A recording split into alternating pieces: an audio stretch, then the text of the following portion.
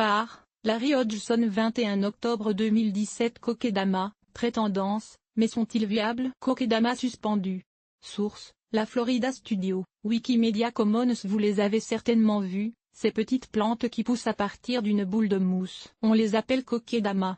Très tendance, on peut les suspendre au plafond ou les déposer dans une assiette sur une table du salon ou une tablette. Vous les trouverez dans les jardineries et les fleuristeries, et il existe même des boutiques dans les grandes villes qui se spécialisent dans leur vente. Les voir, c'est en vouloir dans sa maison. Mais comment les entretenir? Le mot Kokedama est un terme japonais qui se traduit par boule de mousse. Le vendeur vous dira sans doute qu'il s'agit d'une technique japonaise millénaire, et on les appelle d'ailleurs parfois bonsaï du pauvre, mais en fait, bien qu'il soit vaguement inspiré du bonsaï, le Kokedama est une technique moderne datant des années 1990. Le vendeur vous dira aussi que les Kokedama sont faciles à entretenir, mais en fait, selon les circonstances et le type de plante vendue, leur entretien est souvent très complexe. Et non, malgré les prétentions des vendeurs, vous ne pouvez pas placer un Kokedama presque n'importe où, du moins, pas si vous voulez qu'il survive. D'ailleurs, ce sont ces conseils de vendeurs qui, de toute évidence, ne connaissent pas leurs produits, qui expliquent pourquoi si peu de Kokedama survivent plus de quelques mois. Choisir un Kokedama. Théoriquement,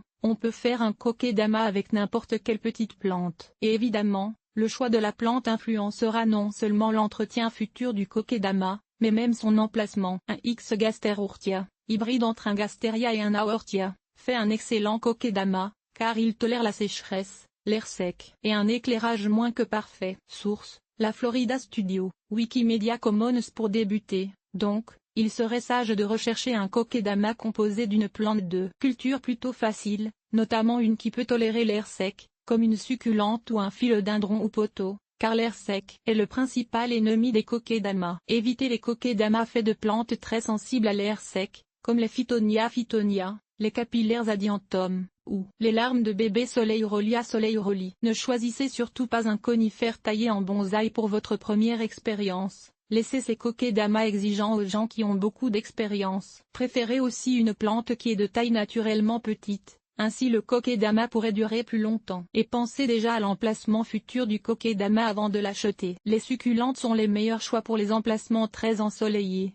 Les plantes tolérant l'ombre comme le philodendron, le poteau et le spathiphyllum, pour les coins plus sombres. Enfin, il est préférable d'éviter l'achat d'un Kokedama l'automne ou l'hiver, période où même des plantes en pot ont de la difficulté à s'acclimater. Mieux vaut commencer au printemps ou à l'été, quand les conditions sont plus conviviales et alors la plante aura du temps pour s'acclimater au changement de lieu. Entretenir un Kokedama. L'entretien du Kokedama est très différent de celui d'une plante d'intérieur classique, car, exposé à l'air de tous les côtés, surtout quand il est suspendu, il sèche rapidement et en profondeur. De plus, les plantes croissent avec le temps et, alors, leurs besoins en arrosage vont en augmentant. Éventuellement, il faudrait penser les tailler ou recommencer en utilisant une plante plus jeune. Peu de plantes peuvent vivre éternellement. Dans une petite boule de mousse. Plongez la boule de mousse sous l'eau pour l'arroser. Source, Gerberly Deg, Flickr. L'entretien principal est l'arrosage. Si certains vendeurs préconisent un arrosage par vaporisation,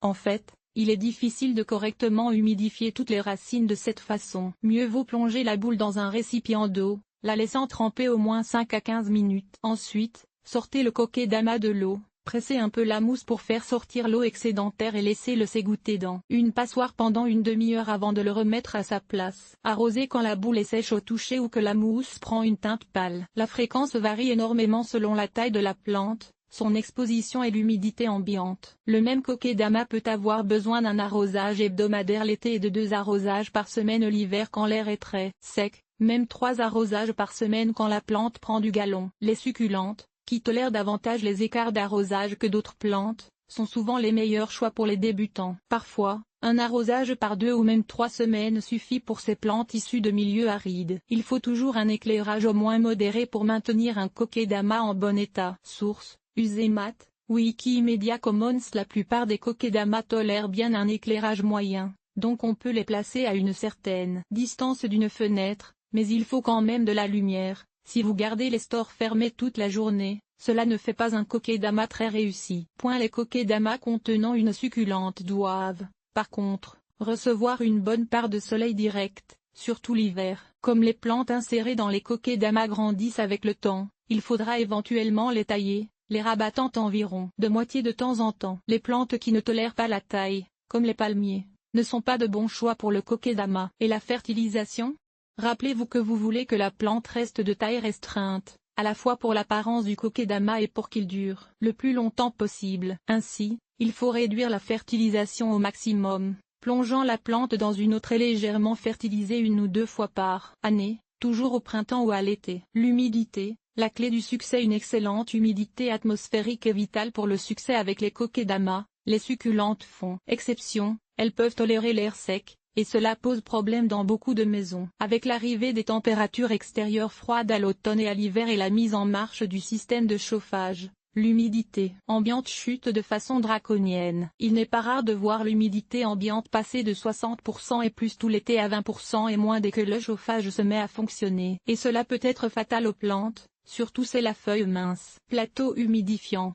Source: Walmart. Ainsi, il est toujours sage de faire fonctionner un humidificateur dans la pièce où vous conservez un kokedama. Visez une humidité ambiante d'au moins 50%. Rappelez-vous qu'une telle humidité est excellente pour la santé des humains aussi. Ou placez votre kokedama sur ou au-dessus d'un plateau humidifiant. Bassiner les racines est insuffisant comme arrosage. Source: Clipart Library. Rappelez-vous que bassiner le feuillage, pourtant souvent recommandé par les vendeurs de kokedama comme méthode pour augmenter l'humidité atmosphérique, n'améliorera pas l'humidité pour la peine, car l'effet est trop peu durable, seulement quelques minutes, alors que la plante aura besoin d'humidité 24 heures par jour. Fabriquer son propre kokedama à un atelier est un excellent endroit pour apprendre comment composer un kokedama. Source: Ipswich Art Gallery, Vimeo. Comme des ateliers sur le kokedama sont offerts dans plusieurs villes, pourquoi alors ne pas en profiter? Habituellement, vous fabriquerez alors votre premier kokedama sous les yeux d'un spécialiste. Voici toutefois quelques conseils pour ceux qui veulent tenter l'expérience eux-mêmes. Choisissez d'abord une petite plante que vous pensez pouvoir entretenir sous vos conditions et assemblez aussi les ingrédients: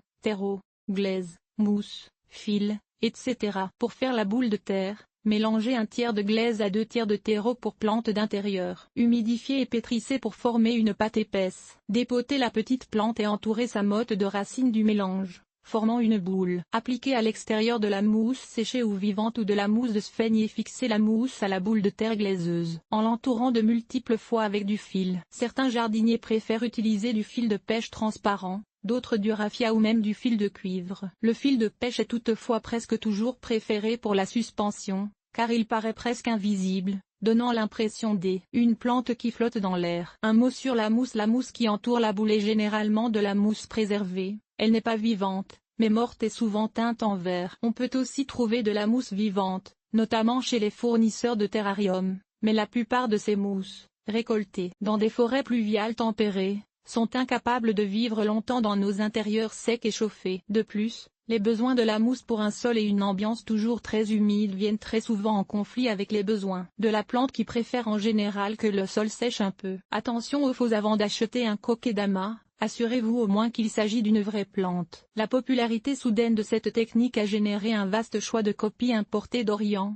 avec des plantes en plastique sur une boule en polystyrène couverte de mousse artificielle. Très honnêtement, certains sont si bien faits que vous aurez de la difficulté à croire que c'est une reproduction. Le marchand pourra sans doute vous aider à choisir. Les kokedama sont essentiellement des œuvres d'art vivantes, mais pas vraiment une façon logique de cultiver des plantes. Utilisez-les pour leur effort décoratif et remplacez les plantes quand elles ne sont plus attrayantes. Si vous voulez des plantes d'intérieur en bonne santé et de longue vie, par contre, cultivez-les en pot, pas dans des mottes de terre glaiseuses entourées de mousse.